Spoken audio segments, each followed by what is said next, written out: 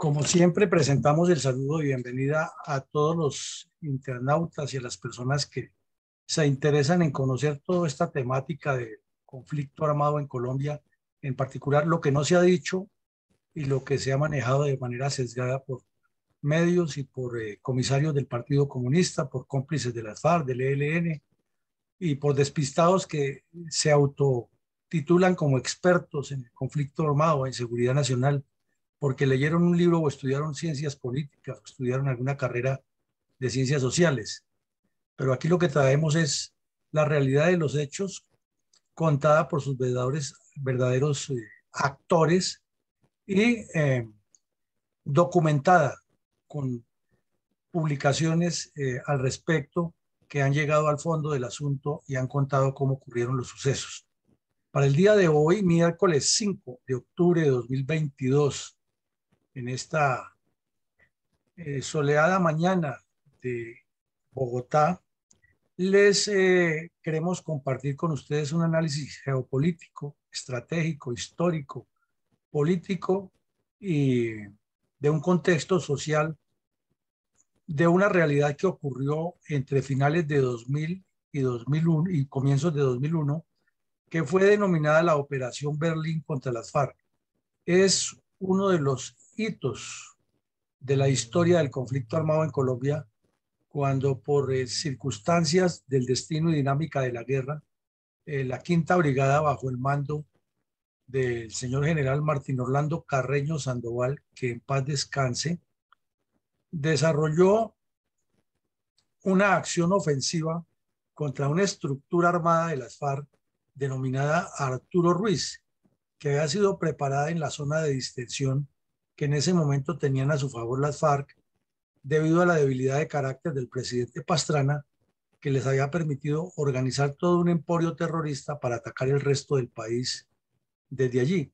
Y la salida de la cuadrilla Arturo Ruiz desde el Caguán hacia Santander y el Magdalena Medio santanderiano y el Catatumbo tenía como objeto robustecer a todas las cuadrillas que delinquían en ese sector para que ese bloque, bajo el mando de Timochenko y el mando de Pastor Alape, llegara a posicionarse como un grupo fuerte de las FARC encaminado a rodear a Bogotá por el nororiente del país. Esto no se ha visto así, siempre se ha minimizado y se reduce a unos combates y a la situación táctica que ahí ocurrió, que es muy importante para eh, otro tipo de investigación y de análisis, pero para la comprensión de lo que es el fenómeno de la violencia en Colombia es eh, el fondo de lo que se buscaba y hacia allá es donde queremos llegar. ¿Qué se buscaba y qué o hacia dónde apuntaba esa acción terrorista y la excelente reacción de las tropas en la parte estratégica operacional? Adelante, mi coronel. Mi coronel, la contundente operación Berlín de las fuerzas militares de Colombia contra la cuadrilla Arturo Ruiz de las FARC corroboraron que el trágico y vergonzoso delito de reclutamiento de niños por parte de las guerrillas comunistas es una dolorosa realidad en Colombia. ¿Cuál es la posición de la Fundación Excelencia, Liderazgo y Transformación respecto a este constante crimen de guerra por parte del terrorismo comunista de las FARC y del ELN contra la infancia colombiana, y en este caso específico por orden directa de Tiro Fijo y Jojoy? Bueno, mi coronel, entonces, como lo reiteramos todos los días y más hoy, al final de esta operación pierden la vida una cantidad importante de menores de edad. Queremos resarcir nuestro mensaje institucional frente al uso deliberado y malévolo de las FARC de niños para acometer sus actos criminales.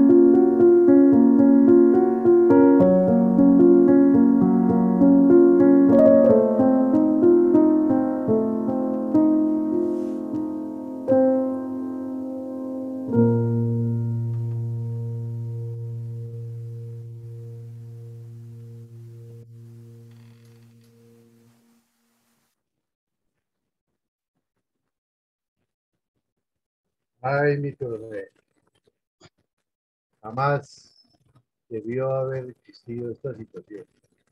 Desafortunadamente tenemos que vivirla, revivirla, porque no se puede volver a presentar.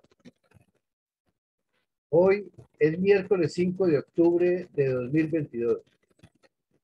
Nuestro programa diario de reconstrucción de la memoria histórica aún no contada del conflicto armado en Colombia abordará algunos apartes del convulso fenómeno de violencia multiforme sucedido en los departamentos de Santander y Norte de Santander, convertidos en concreto puntal geopolítico y geoestratégico para los intereses de los cabecillas de las FARC y otros carteles de narcotraficantes con miras a la implantación de un criminal sistema de violencias sistemáticas contra el campesinado en pos del control terrorista de una zona. En ese orden de ideas, ¿cuál es el impacto y cuál es el rol geoestratégico del asediado municipio de Suratá, Santander, en esta estratégica zona del nororiente de Colombia?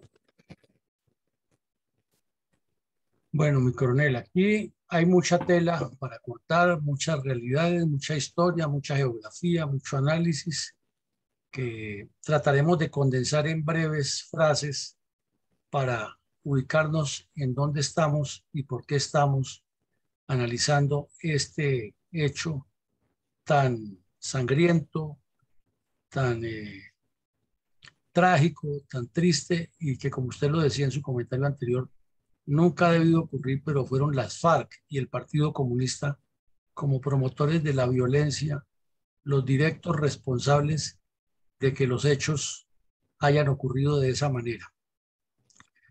Pero comencemos por ubicarnos geográficamente. El municipio de Suratá, Santander, del cual vamos a hablar, se ubica en forma esquemática de la siguiente forma o de la siguiente manera. El departamento de Santander está enclavado en el nororiente del país y es como el colchón que hay entre Cundinamarca, entre el altiplano cundiboyacense, el Valle del Magdalena Medio y Venezuela, porque solo hay que cruzar a Santander y norte de Santander y ya se está en Venezuela. Eso significa que el centro del país no está tan lejos de Venezuela como se supone en los mapas. Lo que pasa es que la geografía, como es quebrada, la topografía es difícil, dificulta las distancias, pero realmente en ruta aérea está más o menos en una hora, hora y 20, ya está desde la capital prácticamente en la frontera con Venezuela.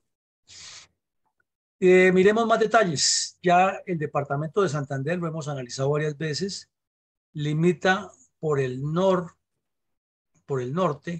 con Cesar y con Bolívar, por el occidente con Bolívar y con Antioquia y parte de Boyacá, y por el sur con Boyacá, y es apenas una muesca en el terreno, una pequeña muela, la que separa a Cundinamarca y Santander por el norte de Cundinamarca y sur de Santander, que esa franja es parte de la zona esmeraldera y lo que cae al Magdalena Medio y le da al departamento de Boyacá límites con el Valle del Magdalena o del Río Grande de la Magdalena, que lo vemos aquí más claro.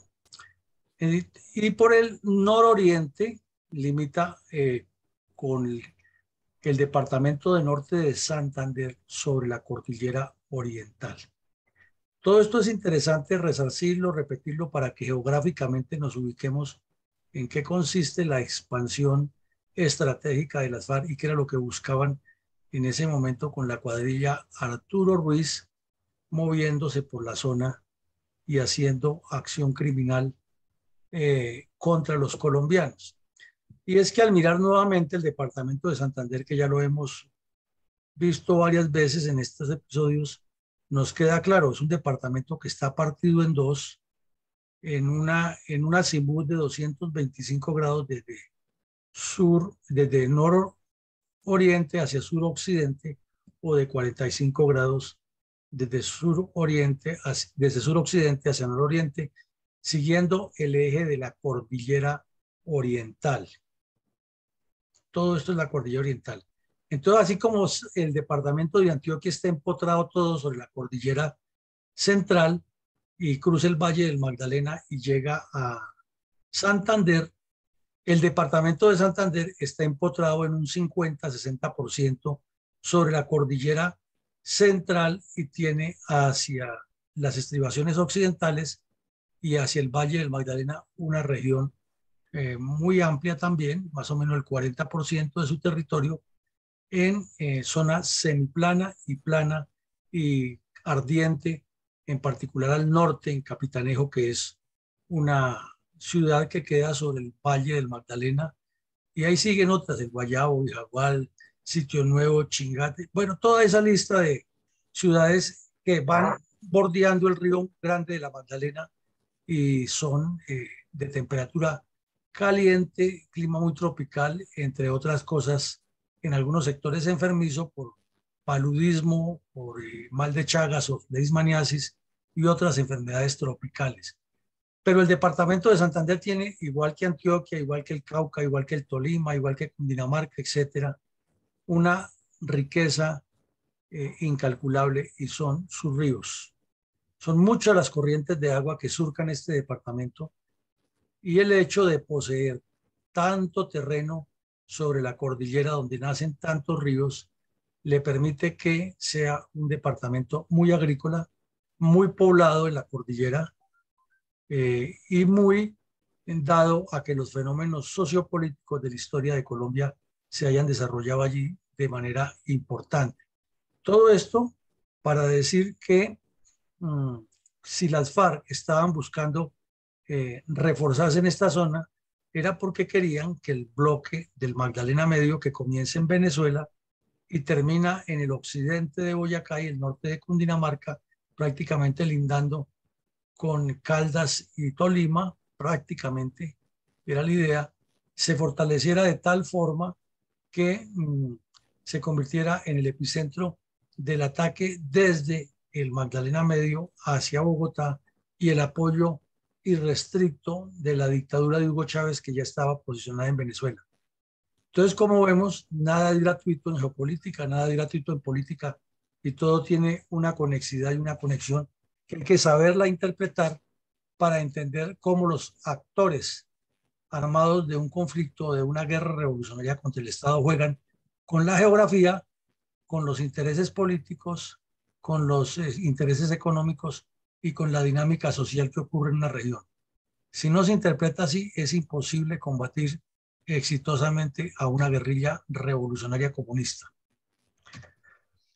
Ahora ya mirando el municipio de Suratá, nos devolvemos un poco, está enclavado en el nororiente del departamento de Santander, y ahí limita con con el departamento de norte de Santander. ¿Cuál es la situación?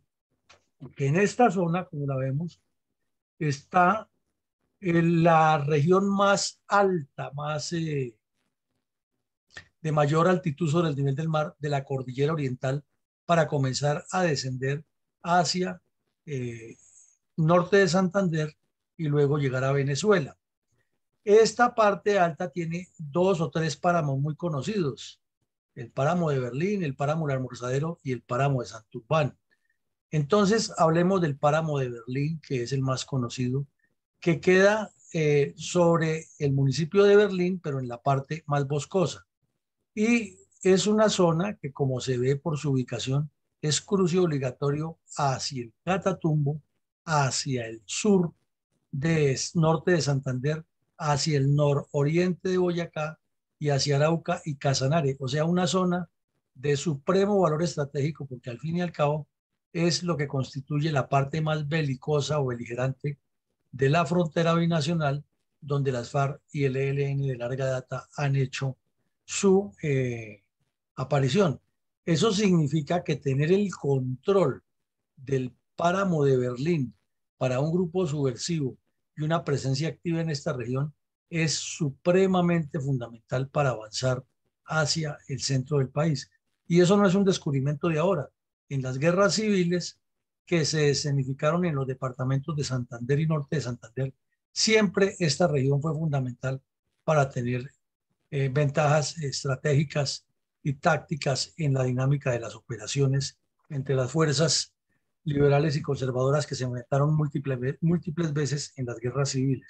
Inclusive durante la Guerra de la Independencia también tuvo mucha importancia, particularmente cuando la señora Mercedes Abrego fue fusilada en Cúcuta y se multiplicaron los rebeldes en la ciudad que trabajaban con ella contra la corona española y se replegaron debido a la persecución oficial de la corona y se replegaron a toda esta zona del páramo para caer a Bucaramanga y bajar inclusive a, a otras regiones más al sur oriente de Bucaramanga, incluido el Chucurí.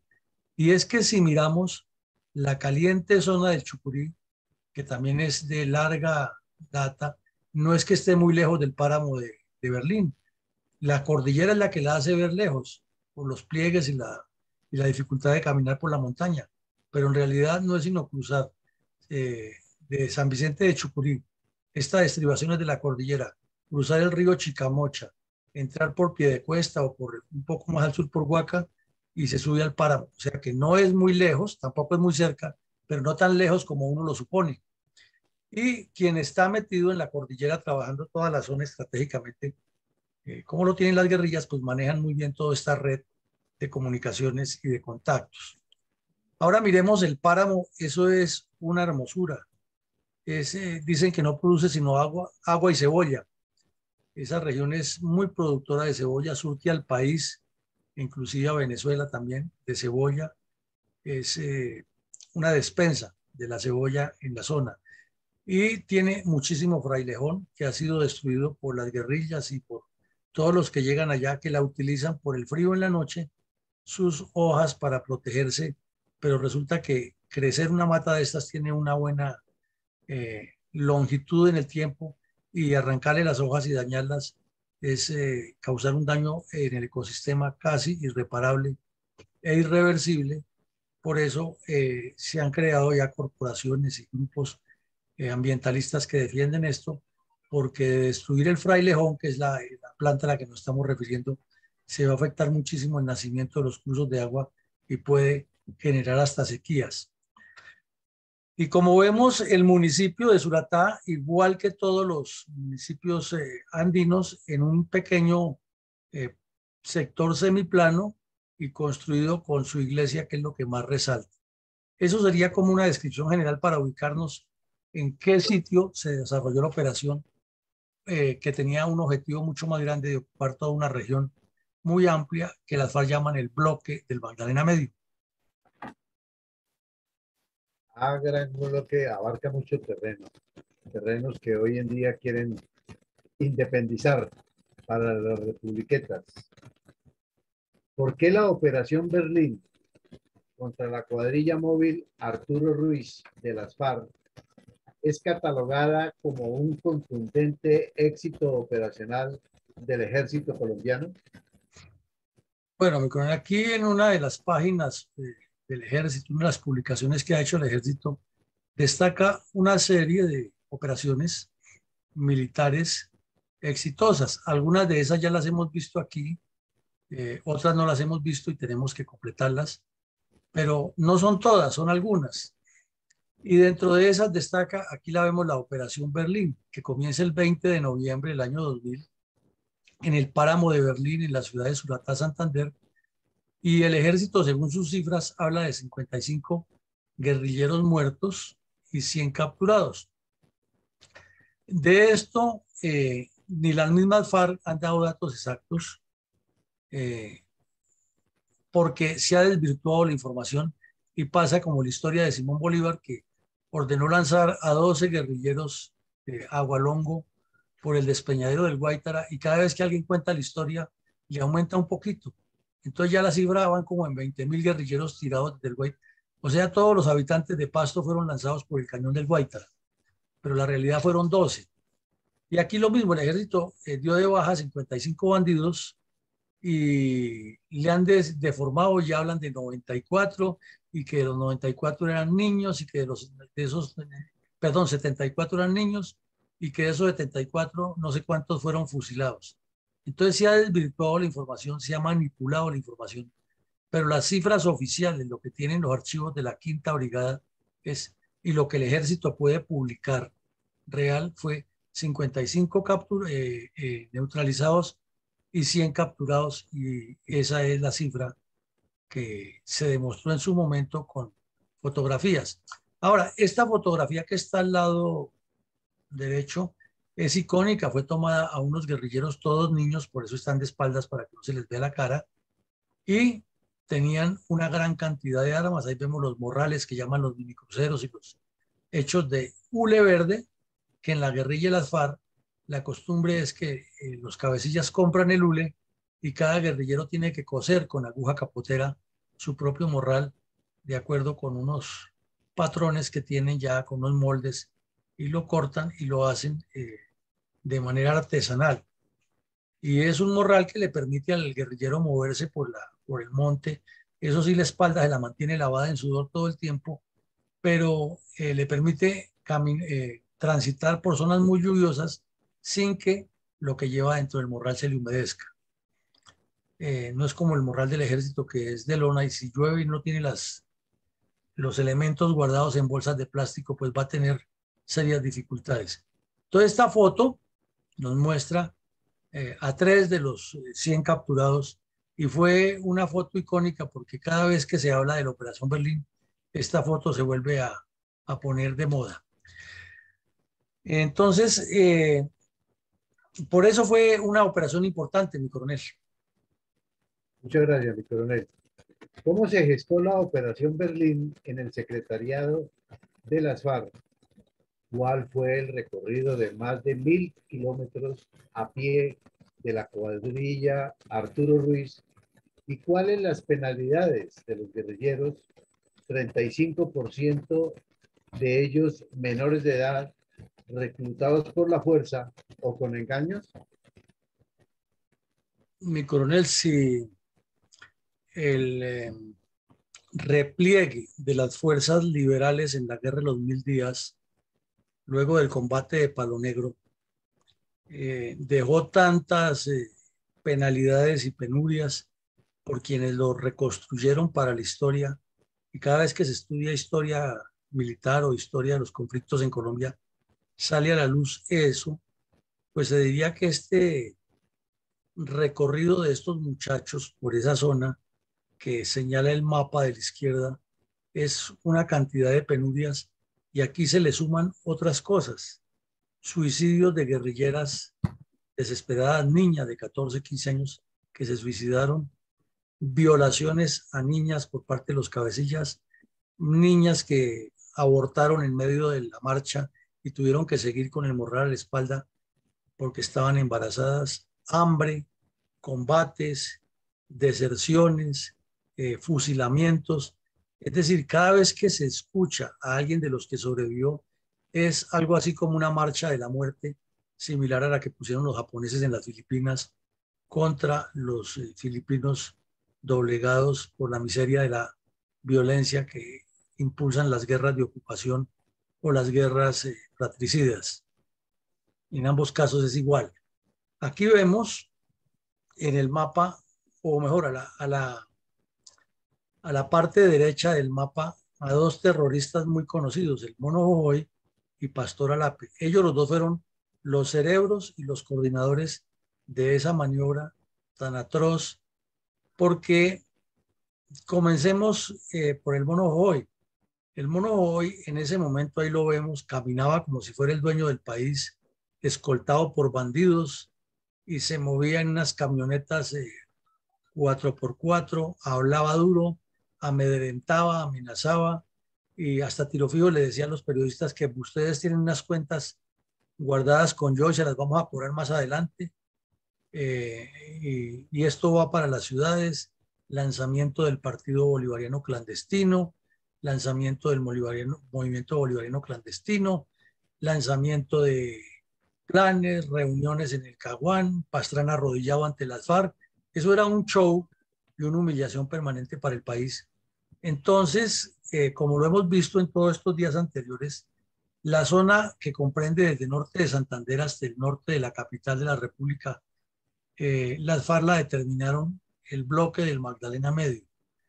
Y tenían varias intenciones. Una de esas es que aquí en el noroccidente de Boyacá, en la zona esmeraldífera y salida hacia el valle de la Magdalena, eh, nunca han podido controlar esa zona porque los esmeralderos también han organizado sus grupos de bandidos y los sacan corriendo.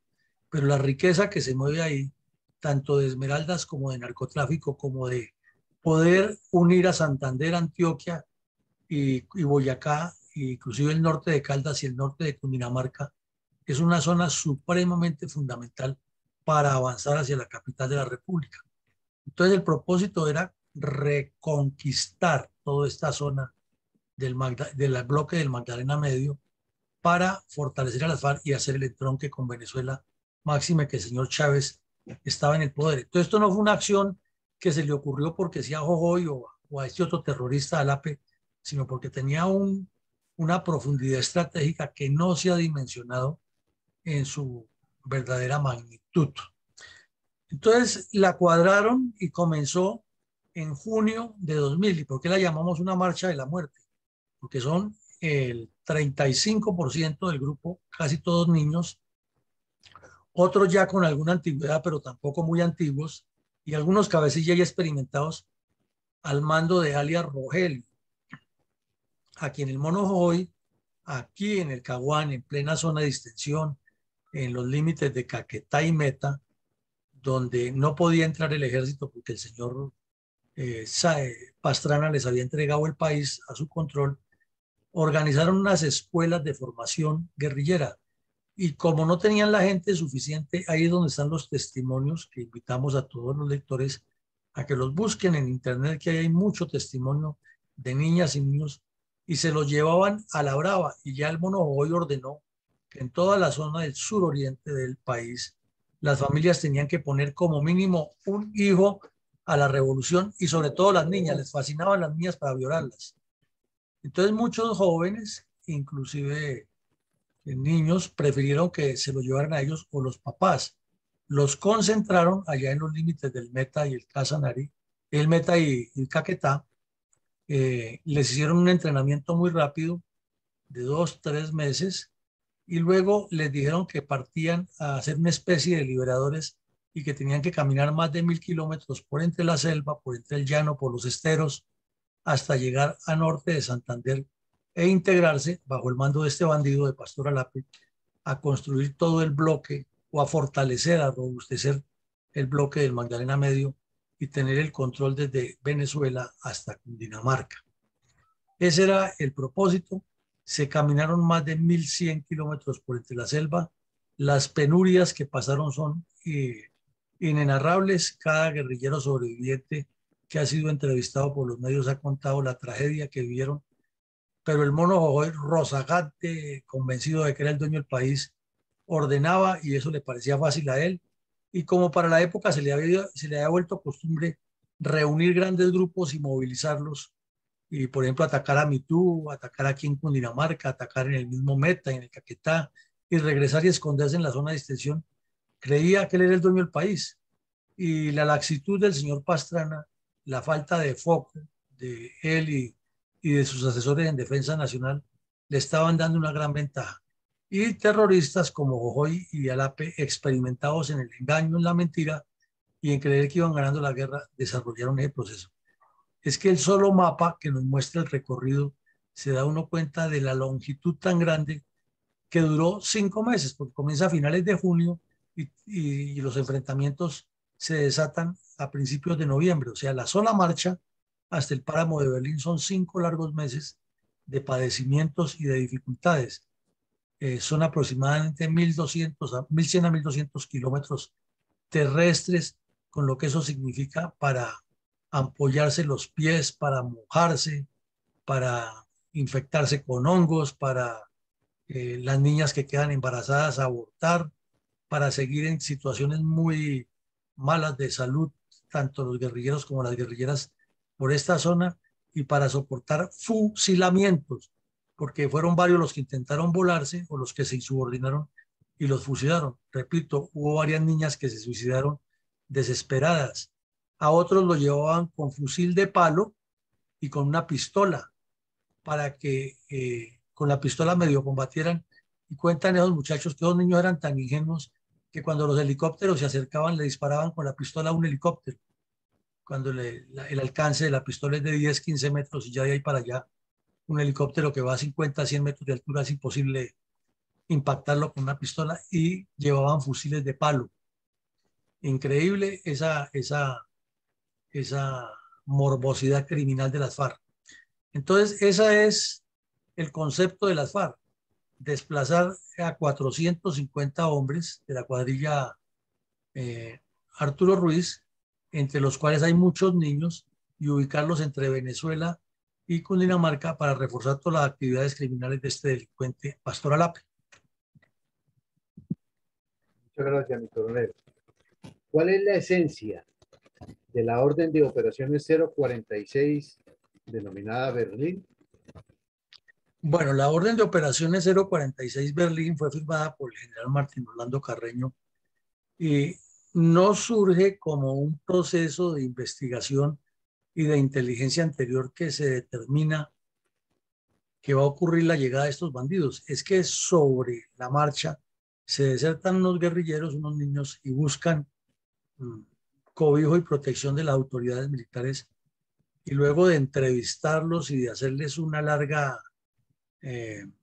largo procesamiento de sometimiento a la justicia y de aclarar de todo lo que dicen, se llega a la conclusión de que las FARC están planeando hacer lo que hemos descrito: ubicarse entre Venezuela y Boyacá y controlar toda la zona del Magdalena Medio, para fortalecer su bloque Magdalena Medio. Entonces, se decide operar sobre el páramo de Berlín, donde están concentrados. Se hace un encerramiento táctico y se produce la operación de la cual vamos a hablar un poco más adelante, a partir de esta orden de operaciones, que el objetivo era pues neutralizar la mayor cantidad posible de bandidos, decomisarles las armas, capturarlos, someterlos a la justicia, pero sobre todo desarticular el plan de fortalecer el bloque del Magdalena Medio. Eso nunca lo han perdonado los comunistas, porque allí se dicen muchas cosas de lo que ocurrió en la zona de distensión. Se dice que después de la zona de distensión lo sacó de Cundinamarca la quinta división. Se dice que la Operación Libertad 1 fue fundamental. Otros dicen que la muerte de Miller fue el comienzo del fin de las FARC. Todo eso tiene algo de cierto, pero lo que no se le ha dado el valor, tanto estratégico como histórico, es que lo que impidió que se posicionaran más fuerte las FARC en su avance hacia Cundinamarca, por un sector que casi no se nombraba, porque dijéramos en términos militares era el ataque principal por el sur de Cundinamarca, por Cabrera y el Sumapaz, que lo hemos estudiado muchísimas veces, pero casi no se menciona que por el nororiente de Cundinamarca venía trabajando un grupo muy fuerte al mando de Pastor Alape con este propósito, y que esos 400 guerrilleros, 450, tenían esa tarea no solo de multiplicar, sino de reclutar más y asentar ese corredor entre Venezuela y Bogotá, con el fin de anillar la capital de la República. Y que esos empatarían con los que estaban por el occidente de Cundinamarca, como ya vimos también unos casos aquí de varios municipios asaltados, y tenían un objetivo grande.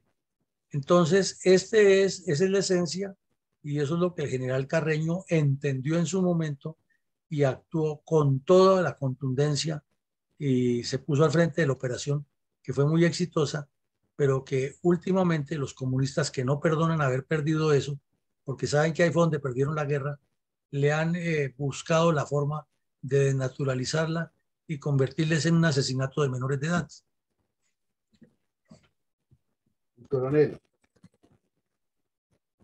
¿cuál es la importancia estratégica de la Operación Berlín y cuáles eran los porcentajes de edades promedio de los integrantes de la cuadrilla Arturo Ruiz de las FARC encabezados por alias Rogelio.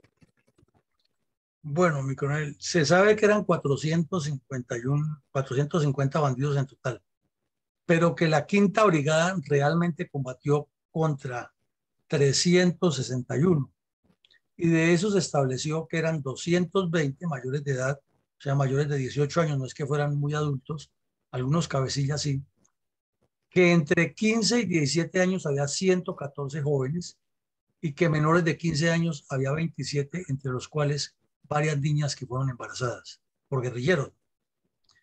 Entonces, con esta composición nos da que en solo menores de edad había 141 personas, casi la mitad del grupo de los que combatieron, porque los otros 100 ya veremos más adelante qué pasó. Y la operación, como lo dijo en su momento la segunda división, se convirtió en la más importante victoria militar del ejército contra organizaciones terroristas en los últimos 30 años. Pero lastimosamente esto se quedó en el periódico de la segunda división y no en el imaginario colectivo del país. Y eso es lo que queremos resaltar hoy.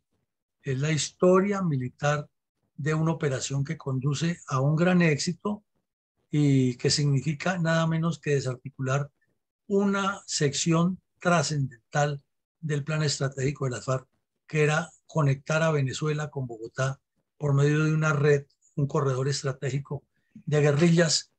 Y eso nunca se tuvo en cuenta, no se ha dicho, y solamente los que somos un poco gomosos de la estrategia y de la táctica y la geopolítica y que nos gusta estudiar esto a fondo y leer los documentos de las FARC para entenderlo, lo hemos podido entender. Y aquí mismo dice el general Santos, que fue el que redactó este contenido, este documento, un contenido táctico estratégico. Obviamente, la Operación Berlín fue un golpe táctico contra las FARC de connotaciones estratégicas.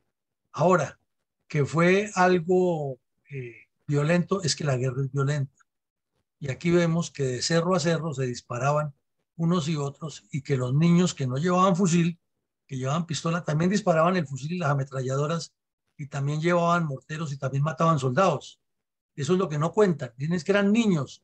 Sí, pero eran niños que mataban y tenían armas y también asesinaban soldados. Entonces, en ese tiempo había un lema que era no fallarle al pueblo colombiano en el campo de combate. Eso lo decían mucho las tropas. Era un lema de moda en el ejército. Y ahí vemos a los soldados combatiendo desde un cerro con morteros y eso nos da la dimensión de los combates que hubo. Hay guerrilleros que cuentan que ellos le dispararon varias veces a los helicópteros y que el general Carreño estaba siempre y ellos sabían que en ese helicóptero iba Carreño y que el señor en lugar de echar para atrás se metía más porque era un combatiente bravo. Entonces, todo eso nos demuestra la trascendencia y la importancia estratégica, que es lo que queremos resaltar hoy respecto a esos hechos tan lamentables, pero tan reales en la historia de nuestro país. Gracias, mi coronel. ¿Realizó el Ejército Nacional alguna actividad especial de operaciones psicológicas para inducir a los integrantes de la cuadrilla Arturo Ruiz de las FARC a desmovilizarse y cuáles fueron los resultados visibles de esas campañas?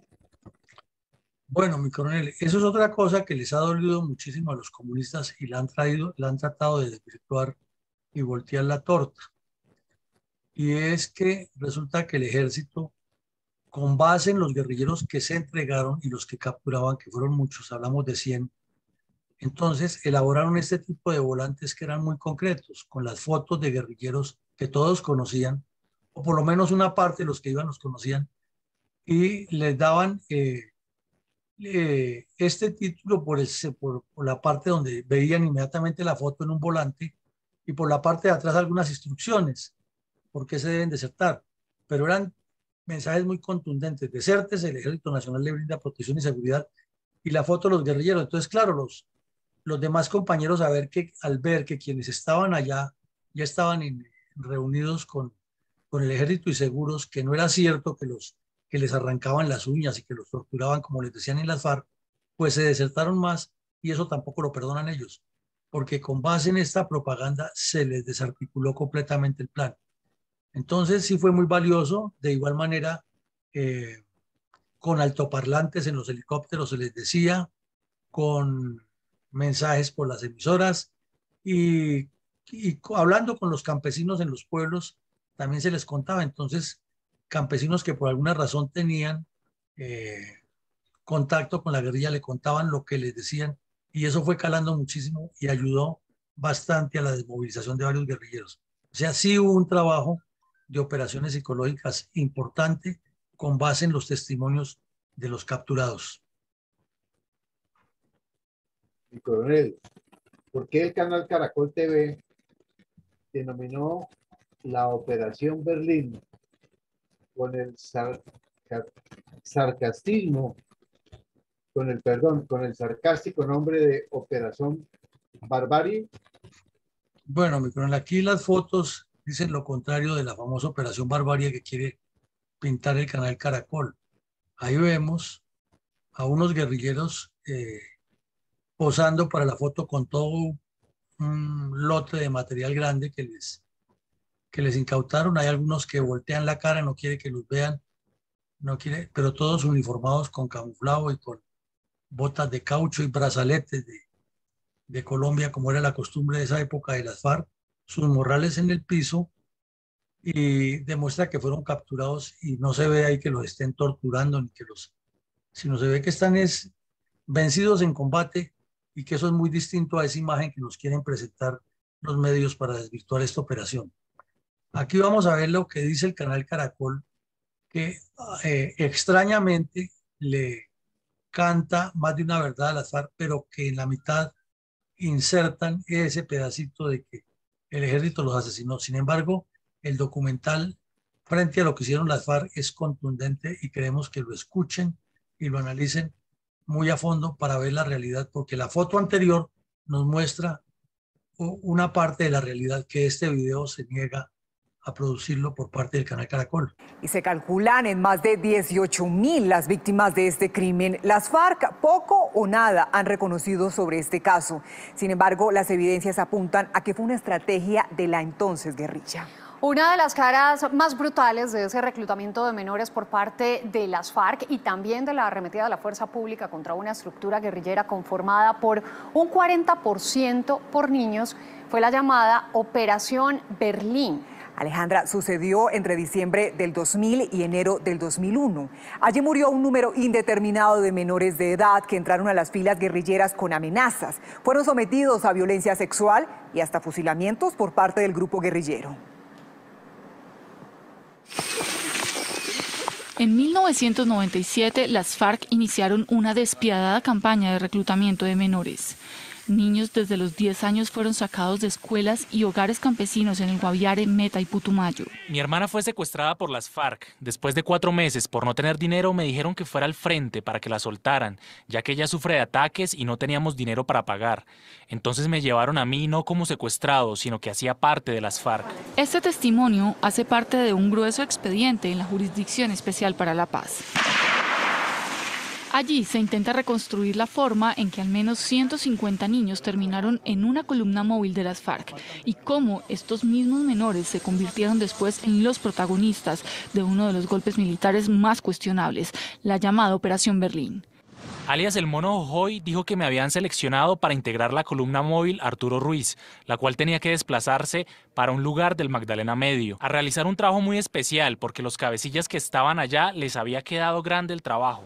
Iván González, ex magistrado de la JEP, investigó el caso y encontró que al menos el 40% de esta estructura estuvo integrada por menores de 18 años. Esta columna en última fue creada en el año 2000 en el campamento El Borugo, que estaba ubicado en la Macarena, en el departamento del Meta, y se configuró con aproximadamente 360 personas, de las cuales, según lo recuerdo, más o menos 150 eran niños menores de 18 años. Los testimonios revelan que en un periodo de 5 meses, la columna móvil Antonio Ruiz hizo un desplazamiento desde el Meta hacia el Bichada. Después pasó por Arauca y Casanare. Llegaron a Boyacá, en donde se organizaron por cuadrillas. Finalmente, en el año 2000 entran al departamento de Santander, puntualmente al páramo de Berlín, en donde muchos encontraron la muerte. Lo hicieron en algunas ocasiones en volquetas o en vehículos motorizados, en otras ocasiones lo hicieron en lanchas y en otras ocasiones lo hicieron a pie. Las condiciones realmente de la travesía de estos 1.100 kilómetros dejaron pues a muchos niños realmente, digamos, agotados, cansados. Ellos nos relataron, por ejemplo, que cuando llegaron al páramo de Berlín, llegaron muy cansados, con hambre, sin suficientes provisiones, que estaban pues obviamente sometidos a caminatas largas. Desde el 8 de diciembre hasta el 15 de diciembre no se probaba alimento alguno, motivo por el cual el burro hizo una reunión y organizó 3 escuadras de 10 personas cada una. Dijo que tratarán de salir y buscar alimentos. Funcionaba una columna de enfermos, con los enfermos eran 111. Uno de los menores desvinculados, enfermo de paludismo, señaló: aplicaban una droga pero no mejoraba. El armamento y la dotación la traía otro guerrillero menor que se entregó conmigo. El ejército les seguía los pasos. Carteles como estos eran esparcidos por los helicópteros. Fueron sometidos a consejos de guerra guerrilleros y en algunos casos se dio muerte a quienes intentaron desertar de la columna móvil Arturo Ruiz. Según lo que nos reportó la Fiscalía en su momento, hubo por lo menos 6 menores que fueron fusilados por el intento de deserción. No lo hacen porque el Cucho los tiene amenazados, que guerrillero que se deserte y se deje coger será fusilado por traidores a la causa. Pero esta no fue la única práctica aberrante de las FARC. Algunas otras de las víctimas relataron también algunos casos de abuso sexual de parte de los comandantes o de los mandos de estas columnas guerrilleras. En una entrevista hecha a una menor después de su desvinculación, ella aseguró que nunca ha tenido relaciones sexuales, sin embargo, fue obligada a colocarse el dispositivo llamado la T para no tener riesgos de quedar embarazada. Varios crímenes de guerra fueron documentados durante la fase de reclutamiento y entrenamiento por parte de las FARC, pero lo que vino después, con la arremetida del ejército, fue un verdadero baño de sangre. Informes de inteligencia en poder de este noticiero revelan cómo las tropas del ejército conocían que la columna móvil Arturo Ruiz tenía un alto porcentaje de niños. En noviembre del año 2000, cuando las tropas del ejército avanzaban hacia el páramo, los diarios del ejército reportaron: se informa que los integrantes son menores y que deben separarlos para llevarlos a burro. También se dejó la constancia de la deserción de varios niños. Fue entregado al juzgado de menores, 15 años de edad, natural de Vistahermosa, Meta. Hacia octubre quizás del año 2000 llegaron al departamento de Santander. Allí en el departamento de Santander se presentaron los primeros enfrentamientos con una facción del Ejército Nacional, con una estructura del Ejército Nacional, y particularmente pues es notorio, digamos, el enfrentamiento que se produjo en el páramo de Berlín, en donde se produjo, digamos, el mayor ataque y las mayores consecuencias. Casi 3.000 miembros del ejército fueron condecorados por una victoriosa operación.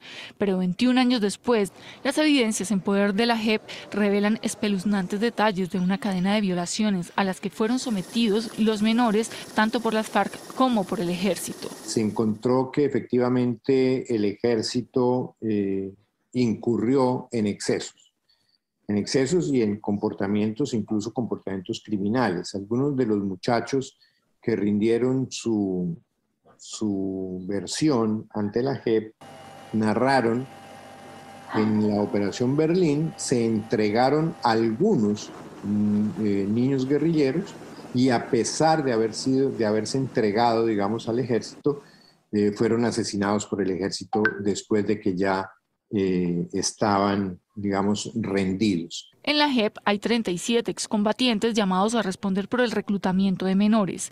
Entre ellos está Timochenko, quien fue condenado por estos hechos en la justicia ordinaria. También hay 9 excombatientes que participaron directamente en este caso.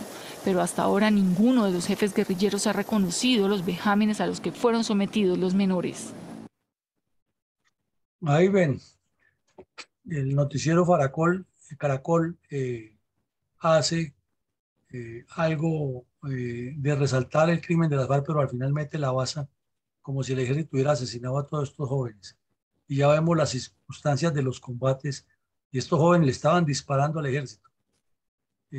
Puede que haya ocurrido un hecho de esos porque todo es posible en la guerra, pero no como lo quieren presentar aquí, que las FARC los victimizaron y el ejército los revictimizó, y eso no es cierto y es lo que no se puede admitir en la memoria, ni mucho menos cuando hay testimonios como uno que veremos adelante. Siga, mi coronel.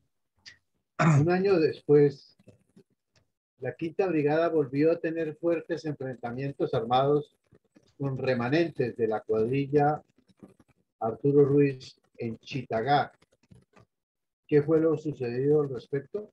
Bueno, mi coronel, es que pasó esa operación, se consideraba que ya todo se había resuelto, que las FARC habían sido desmanteladas y se creía que eran 360, como dijo este señor, el 361, como dijo el magistrado de la JEP, pero apareció un grupo grande en Chitagá, que es muy cerca del sitio donde ocurrieron estos hechos del páramo de Berlín, y se presentaron nuevamente otros combates que fueron muy fuertes, y eso no lo mencionan para nada en estos informes sesgados y no lo analizan en profundidad. Y aquí vemos nuevamente al general Carreño, ya un año después, como comandante de la división, manejando la misma situación, la misma problemática, y en un solo combate mueren 5 bandidos y le asesinan 2 soldados. Entonces, esto es una realidad que hay que contarla como es y hay que atar todos los hechos para que nos demos cuenta que las FARC sí han tenido una intención malévola contra Colombia y que a pesar de la derrota que sufrieron en el páramo de Berlín, no cejaron su empeño y siguieron trayendo bandidos de otros lados para continuar con la destrucción. Y al día de hoy, a pesar del cuento de la desmovilización y la entrega de armas con Juan Manuel Santos, ahí tenemos estructuras de las FARC en las mismas actividades, lo cual indica que es dudoso el contenido de ese pacto que firmaron con Santos. Gracias, mi coronel. ¿En qué consistió la reparación llevada por la Unidad de Víctimas del Gobierno Nacional a los habitantes de los corregimientos de Moán y Turbay en el municipio de Suratá, Santander? Pues fue una reparación parcial de apoyo comunitario que se desarrolló ya en el gobierno de Iván Duque a partir de lo firmado por las FARC y el gobierno Santos. Y unos enfoques de reconstruir tejido social, de ayudar a madres comunitarias, reparación de viviendas, reconstrucción de vías, reparación de escuelas, dotación de escuelas, un poco más de presencia gubernamental que uno se pone a pensar y no debería ser producto de un pacto de paz entre el gobierno y bandidos, sino la responsabilidad del Estado. Es que al Estado no toca comprometerlo a que firme un pacto de paz para que cumpla con sus funciones. A los bandidos tiene que combatirlos y las funciones tiene que cumplirlas con la sociedad. Y esto se comenzó a hacer en el gobierno de Duque debido a la implementación de los pactos de las FARC con Santos. Pero realmente es un trabajo muy parcial, muy pequeño, frente a la obligación que tiene el Estado con el apoyo a las comunidades y de incentivar el desarrollo socioeconómico. Coronel, ¿cuáles son las particularidades del testimonio del soldado profesional del ejército identificado como Salazar, quien era guerrillero de la cuadrilla Arturo Ruiz cuando ocurrió la Operación Berlín? Mi coronel, esto parece un testimonio de Hollywood, parece como para convertirlo en un bestseller de lo más impactante de las tantas historias inéditas que hay del conflicto colombiano. La historia de este joven, primero, desvirtúa por completo lo que dice el canal Caracol y lo que dicen en la JEP del montaje de los fusilamientos de los soldados a los guerrilleros. No descartamos que haya ocurrido algún hecho. Pudo haber ocurrido en medio de la dinámica de las operaciones y eso ya habrá responsables individuales. Pero decir que el ejército llegó a masacrar niños como lo quieren presentar ahí, eso no es cierto.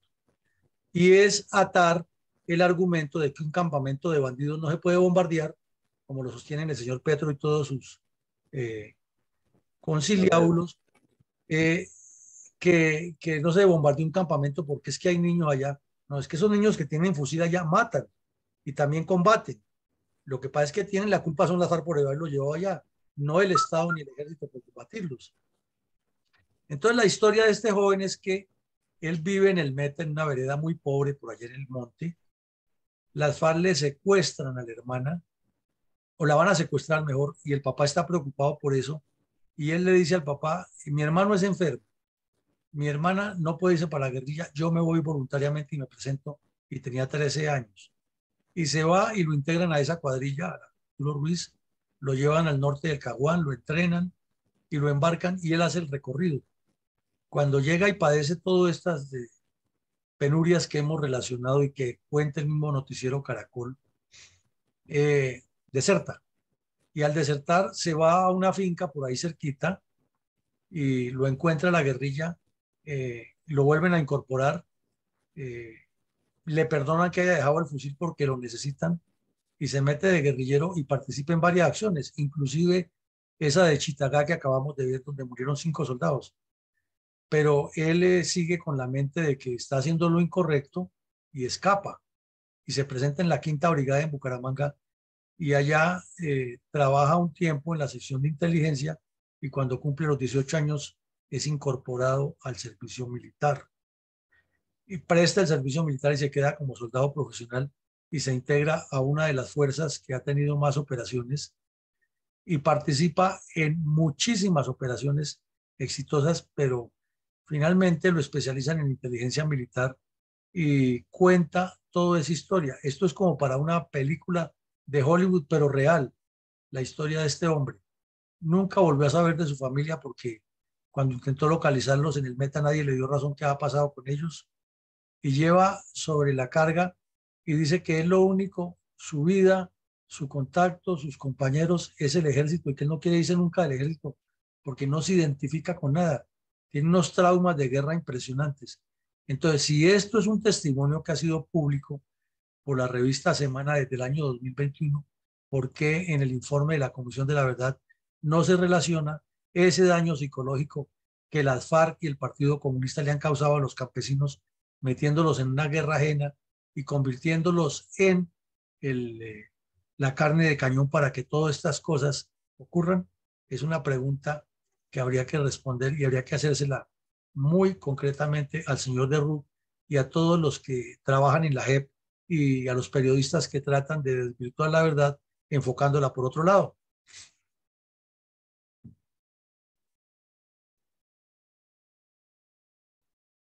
Adelante, mi coronel. Ya ha cerrado el micrófono. Gracias, mi coronel. Al término formal de cada episodio de la memoria histórica aún no contada del conflicto armado que realiza nuestra fundación, usted siempre hace un balance puntual de reflexiones respecto a los hechos del conflicto que analizamos a diario en este espacio de opinión y estudio científico de la violencia comunista contra Colombia. ¿Cuáles reflexiones estratégicas tiene hoy respecto a la presión criminal de las FARC contra los habitantes de Suratá, Santander y en general en el área donde ha delinquido el bloque Magdalena Medio de las FARC durante las últimas 4 décadas? Bueno, entonces la primera reflexión es que hay un crecimiento cualitativo y cuantitativo de las FARC con una intención muy clara de reforzar las columnas que para ellos eran las más importantes en avanzar hacia Bogotá y eran el bloque oriental, el mal llamado bloque del Magdalena Medio y el bloque del Comando Conjunto Central. Entonces, si hacemos una rememoración de todo lo que hemos ido reconstruyendo en todo este recorrido, vemos que esos asaltos tan constantes a los municipios del Huila y el Tolima, acercándose hacia Bogotá, tenían un objetivo claro, que esa cantidad de crímenes cometidos en los alrededores de Bogotá tenían un complemento muy claro a ese objetivo. Y el traslado de estos muchachos hacia el nororiente con el fin de articular Bogotá con Cúcuta y Venezuela tenía otro objetivo parcial, todos atados a un gran objetivo grande, que era rodear la capital de Bogotá mediante un crecimiento cuantitativo y cualitativo de las FARC.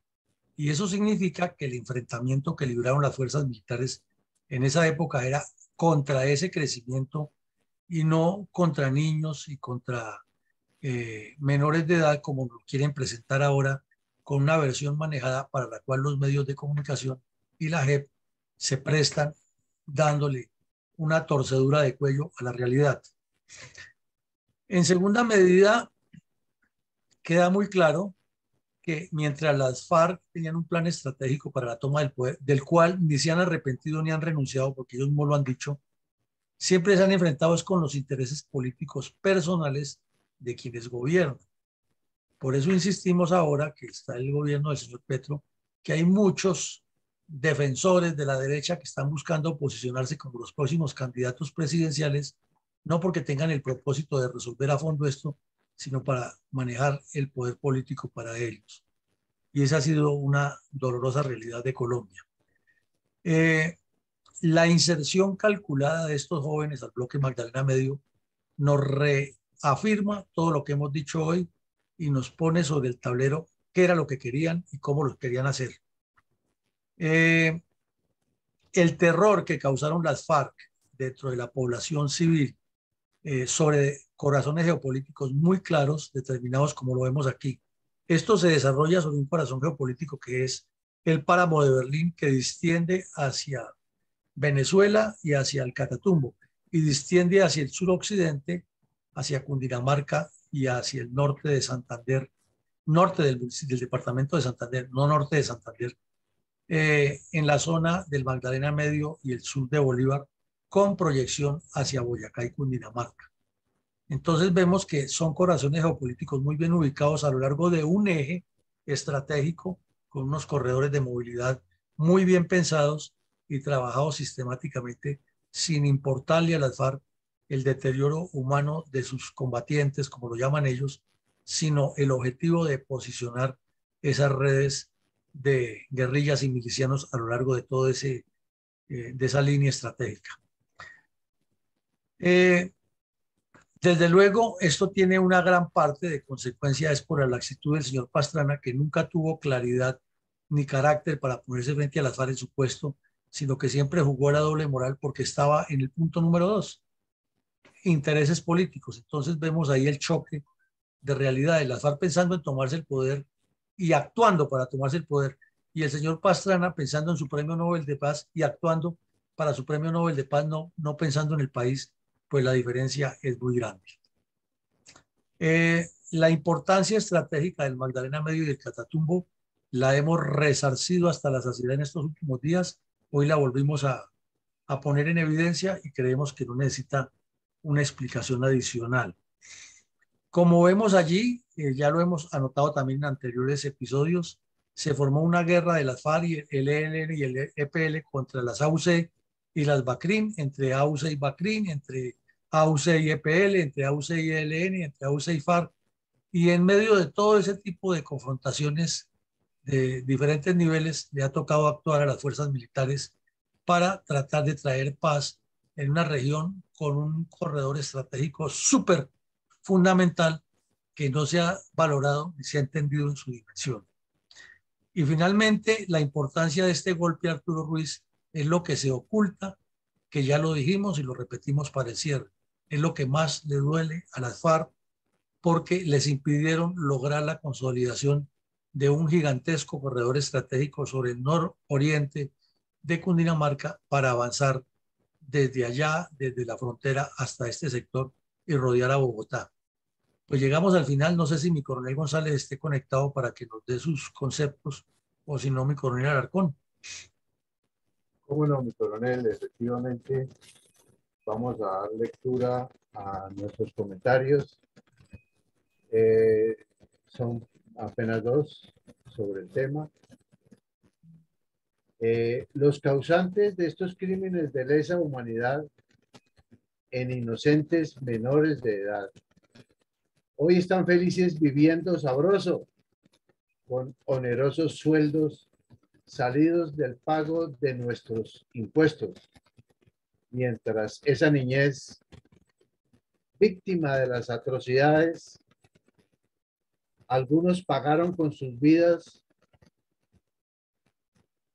dispuestas por estos terroristas, pero otros que sobrevivieron no han sido reparados, ni ellos ni sus familias. Es más, algunos desaparecidos mantienen en sus familiares la convicción de por lo menos saber dónde se encuentran sus restos. ¿Será esto justicia? Aquí nace una pregunta. ¿Será que el informe de la verdad de Derrux contempla esta verdad vivida por nuestra infancia, nuestra niñez colombiana, o también quedó escondida u olvidada para poder culpar de todo a la fuerza pública y al gobierno nacional? Muchas gracias, mi coronel. Bueno, mi coronel, muy amable. Entonces llegamos al final del ejercicio. Los invitamos para esta noche que vamos a hacer un análisis sobre la construcción estratégica de un partido político en la fundación y mañana continuaremos con la memoria histórica. Este es nuestro mensaje institucional.